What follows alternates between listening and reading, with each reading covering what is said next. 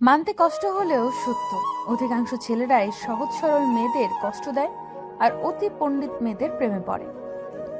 মেয়েরা তাদের বাবাকে কেন এত ভালোবাসে জানেন?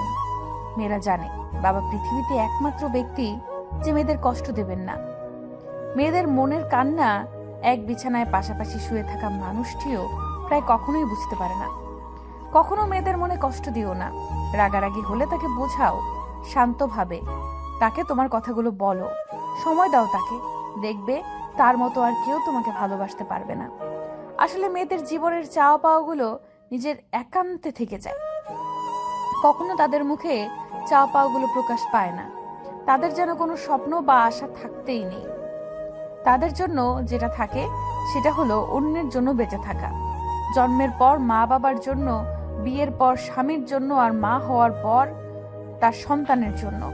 মেয়েদের জীবনটা বড়ই অদ্ভুত। মানিয়ে নিতে নিতে আর মানিয়ে চলতে চলতে জীবন শেষ।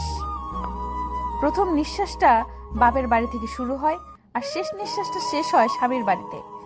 মেয়েদের জীবনটা কি অদ্ভুত, তাই না?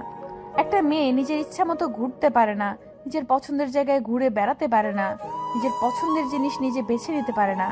মেয়েদের স্বপ্নগুলো জন্মের সাথে সাথে যেন মরে যায়। আমাদের এই পুরুষতান্ত্রিক সমাজে মেয়েদের স্বপ্নগুলোকে কোনো মূল্য দেওয়া হয়নি। মেয়েদের জীবনটা সত্যিই আজব। চেনা নেই, জানা নেই, কখনো দেখা নেই, অথচ সেই মানুষটাকে আপন করে নিতে হয়। বিয়ের পর আসলেই কি মেয়েরা নিজ ইচ্ছে করে স্বামীর বাড়িতে যায়? তাকে যেতে বাধ্য করে। একটি মেয়ে যে বাড়িতে ছোট থেকে বড় হয়, সেই বাড়িটা বিয়ের পর একদিন তার কাছে আত্মীয় বাড়ি হয়ে যায়।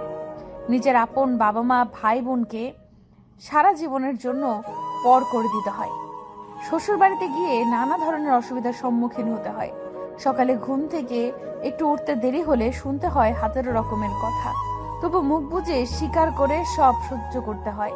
কারণ সে জানে এটা যে পরের বাড়ি, পরের কথা মতোই চলতে হবে।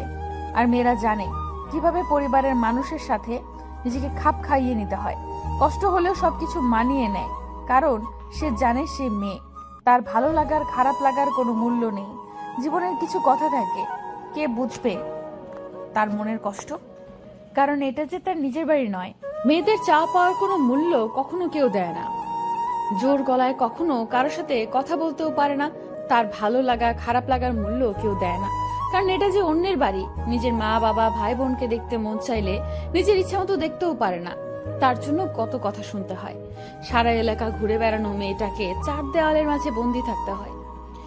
এই যে এত ত্যাগ, তারপরও পরিবারের মানুষগুলোর কাছে ভালো হতে পারে না। শুনতে হয় হাজার রকমের কথা। বিয়ের দিন নিজের বাড়ির সব কিছু ছেড়ে চলে আসে, অন্যের ঘরের ঘরণী হয়ে। এই বিদায়টা যে কতটা যন্ত্রণা সেটা শুধুমাত্র একটা মেয়েই জানে। এই অনুভূতি চাইলেও ভাষায় প্রকাশ করা যাবে না। এটা সত্যি অনেক কষ্টের। মেয়েদের জীবন কি অদ্ভুত জীবন, তাই না? পর মানুষগুলোকে আপন করে নিজের জীবনটাকে নতুন করে সাজিয়ে নেয়। সত্যি মেয়েদের জীবনটা বড়ই অদ্ভুত। ছেলেরা শ্বশুর বাড়ি গিয়ে দুদিন ঠিক মতো থাকতে পারে না, কিন্তু মেয়েরা মা বাবা ভাই বোন সবাইকে ছেড়ে শ্বশুর বাড়িতে গিয়ে সারা জীবন কাটিয়ে দেয়।